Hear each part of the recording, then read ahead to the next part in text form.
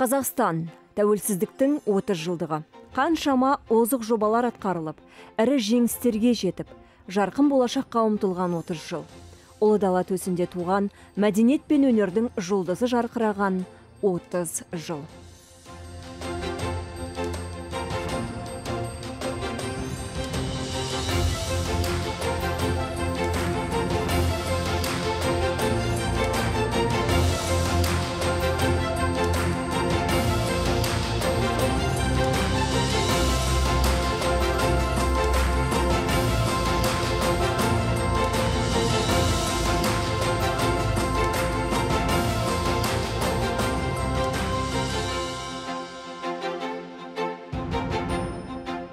Тәуелсіз Қазақстан тарихында мәдениеттің де өз орны бар. Сұлулыққа құштарлықты ауыз әдебиетінен естіп, көне жәдігерлерден көреміз.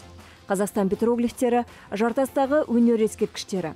Ежелгі суретшілердің шығармашылығынан біз 2,5 мың жыл бұрынғы бақсылардың қалай билегенін көреміз. Олар қазіргі театрға ұқсайды. Осылайша адам өмірінде қарапайым болса да, маңызы зор өнер пайда болды. Сақтар дәуірінде Еуразия кеңістігінде зергерлік өнер дамиды.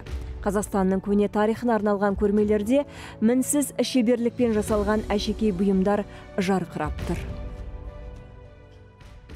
Қазақстанның өзіндік музыка мәдениетінің түп тамыры түркі халықтарының орындаушысына орай түрленіп отыратын эпостық шығармалары мен халық аспаптарында, айтыстар мен күйлерінде жатыр. Қазақ музыкасына алғаш рет Әл-Фараби атақты трактатында ғылыми сипаттама береді. Сан жылдар бойы ауыздан ауызға тарап келген қазақ музыкасына 19 ғасырда өнер танушылардың назары ауады. Халық композиторларының есімі энциклопедияларға еніп, олардың шығармалары ноталар жинағына жазылады. 20 ғасыр қазақ музыкасын кәсіби деңгейге шығарады. Тәуелсіздіктің 30 жылы оны әлемге танытады. Қазақстандағы классикалық музыканың жұлдызы жанған 30 жыл.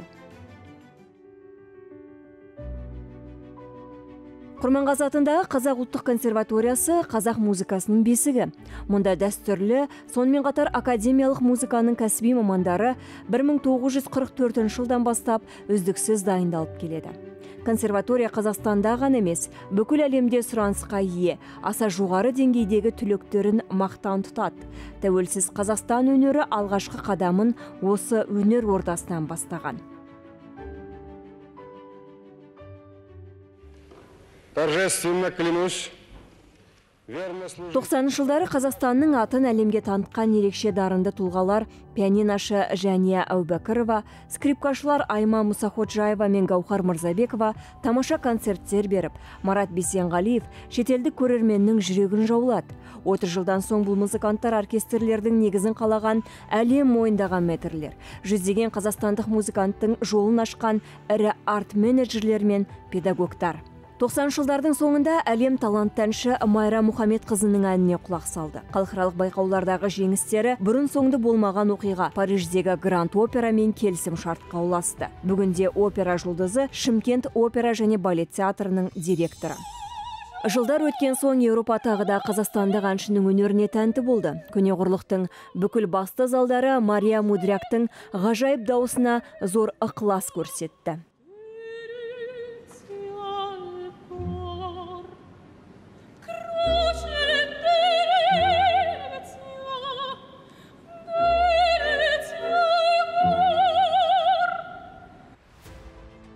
Бір 1997 жылы Қазақстанның президенті Нұрсұлтан Назарбаев Астананы Алматыдан Ақмолаға ауыстыру туралы аса маңызды тарихи шешім қабылдады. Ауыл шаруашылығы орталығы болған қала енді Еуразия жүрегіне айналуы тиіс. Лек-легімен ағылған мәдениет қайраткерлері жас Астананың мәдени өмірін жандандыра түсті. Темір жолшылар сарайы ғимаратында Күләш Байсейітова атындағы опера және балет театры ашылады. Ал қазақ СССР халық артисі Айма Мұсаходжаева кейін Қазақ ұлттық өнер университеті аталған Қазақ ұлттық музыка академиясының негізін қалады.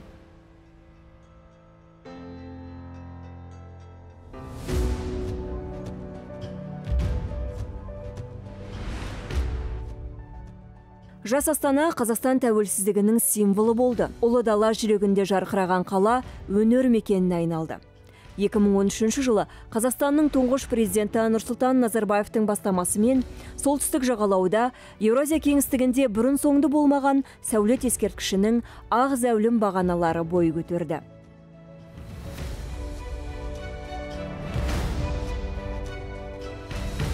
Астана опера театры.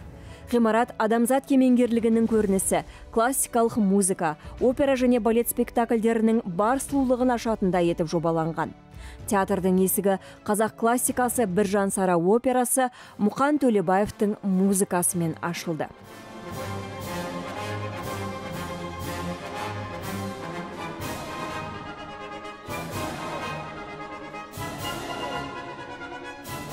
Сегіз маусымдағы Астана операның репертуарындағы ауқымды қойылымдары таңғаларлық. Ұлттық мұрадан Ахмет Жұбанов пен Латиф Хамидидің Абай, Евгений Брусиловскийдің Қыз жібек операсы. Ал әлемдік классикадан Верди, Пучини, Бизе, Россинидің опералары мен ең негізгі балеттер ұсынылған.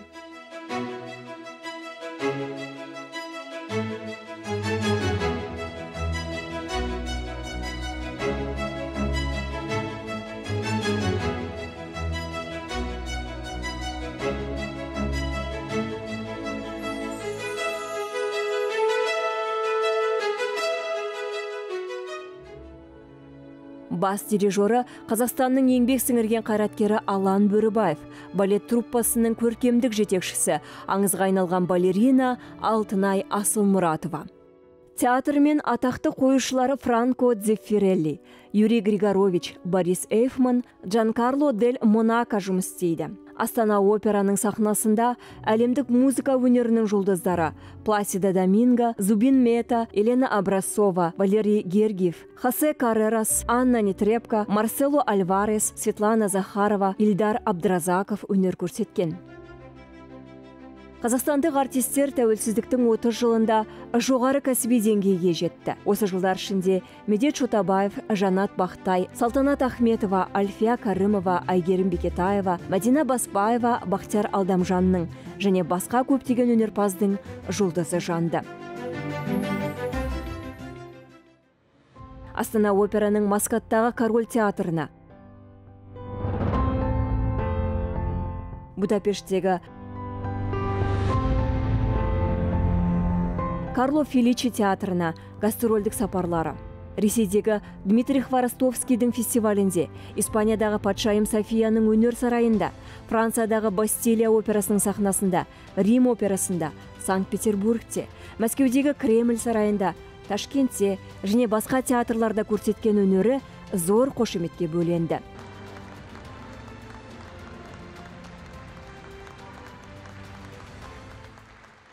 Астана опера театры 2 рет Абай операсы үшін Қазақстан Республикасының әдебиет және өнер саласындағы мемлекет сыйлығына және классикалық өнер саласындағы Браво халықаралық сыйлығының жылдың театр алаңы номинациясы бойынша лауреат атағына ие болды.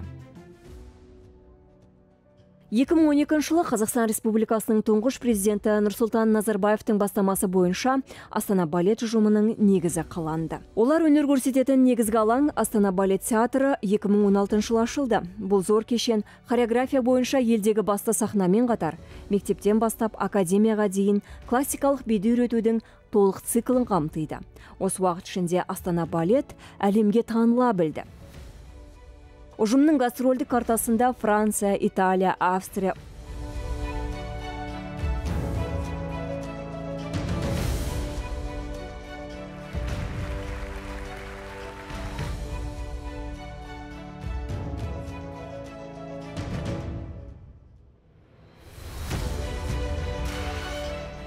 Ұлыбритания, ақш, Монако, жақын шетелдер мен әрине Қазақстанның қалалары бар.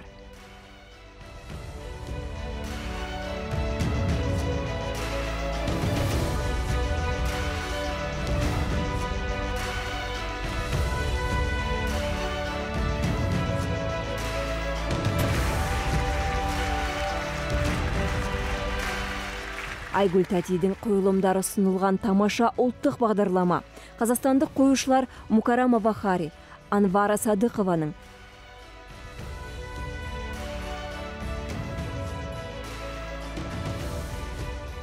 шетелдік шеберлер Рикардо Амаранте, Нанет Глушак, Григорий Ковтун, Надежда Калинина, Дэвид Джонатанның және басқалардың авторлық спектакльдері. Аса күрделі спектакльдерді труппа жоғары деңгейде көрсетеді. Бишілердің жаңа буыны академиялық мектеппен заманауи екпінді және ұлттық сипатты ұштастыра біледі. Тәуелсіздік жылдары ел астанасы Нұр-Сұлтан өнер ордасына айналды. Ал тарихи қалыптасқан мәдениет орталығы Алматыдағы өнердің дамуы да бір сәт тоқтаған емес. Әлемдік классика, ұлттық композиторлардың шығармалары, замандастардың авторлық шығармалары сияқты музыка өнеріндегі бағыттарды Қазақстандағы ежелгі ұжымдардың бірі Мемлекеттік академиялық симфониялық оркестр біріктірді. Ұжымның сахнасы Алматыдағы Жамбыл атындағы Қазақ мемлекеттік филармониясында орналасқан. Оркестр 1958 жылы құрылған. Масо 60 жылдық тарихында түрлі жағдайлардан, қиын кезеңдерден де өтіп, шынығып дами түсті. Қазір ұжымда талантты маэстро Қанат Омаров басқарады. Ол ақсақалдардың жетістігін сақтай отырып, ұжымның біртұтас үніне қол жеткізуді, репертуар шекарасын кеңейтуді мақсат тұтады.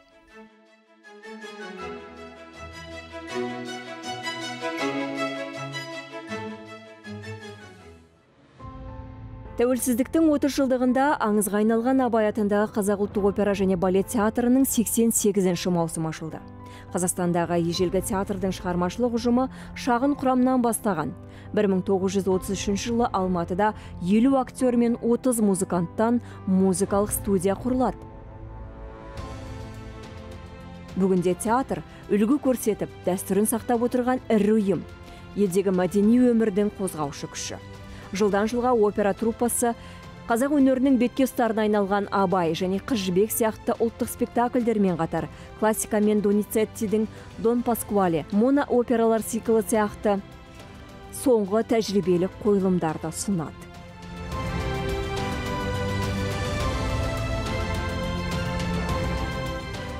Қазақстанның халық артисі Гүлжан Түткібаева балет труппасына жетекшілік етеді. Тәуелсіздіктің 30 жылдығына ұжым Спартак балетінің Зәурбек Райбаев жаңартқан қойылымын ұсынды.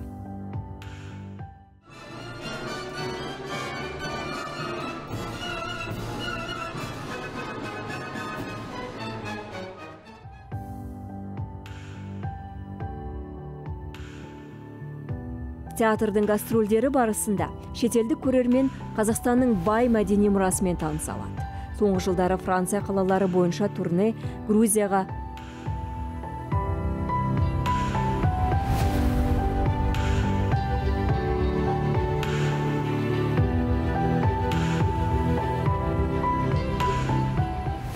Лондондағы Колизейге, Қырғызстанға гастрольдік сапарлар болды. Барлық жерде зал толған халық ұжым өнеріне тәнті болып, қошеметке бөлейді. Қазақстан музыка үшін жаралған ел. Шығыс пен батыс, төл мәдениет пен Еуропа өнерінің академизмі үйлескен жерде туған әуен даланы толқытады. Қазақстаннан шыққан музыканттар дүние жүзіне танымал. Қазақстанның музыка жұлдыздарының қатарында Теміржан Ержанов, Әмір Тебенихин, Ержан Күлібаев, Эльдар Сапараев, Бағдат Әбілханов, Ордабек Дүйсен, Еркебұлан Сапараев және тағы өте көп музыкант бар және жыл сайын жаңа жұлдыздармен толығып отырады. Мысалы, жақында қазақстандық пианинашы Әлім Бейсенбаев Лидстегі халықаралық беделді байқаудың жеңімпазы атанды.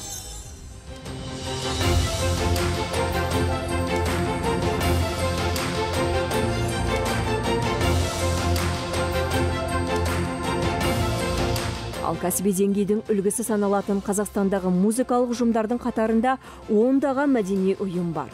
Бұл тұста сабақтастықтың арқасында мықты дәстүрлер қайнаған қуатпен астасып, заманауи Қазақстанның жаһандық әнұран іспетті алыс болашаққа қол созады.